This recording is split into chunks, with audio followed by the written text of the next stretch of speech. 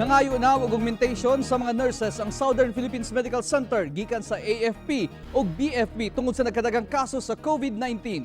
Ano ang report ni R. Jill Relator? Sugod pa sa pandemya, dili na normal ang ratio sa nurse to patient sa SPMC.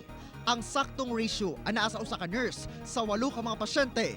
Apan karon, ang usa ka nurse 25 ka pasyente ang ginaatiman na.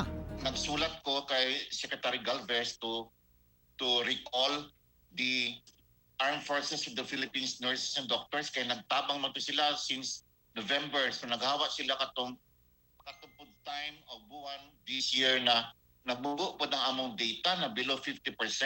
Nagpadala na og formal nga sulat ang SPMC aron hangyoon ang AFP nga ibalik ang 25 ka mga nurses ug napulo sab sa BFP 11 nga i-deploy sa SPMC.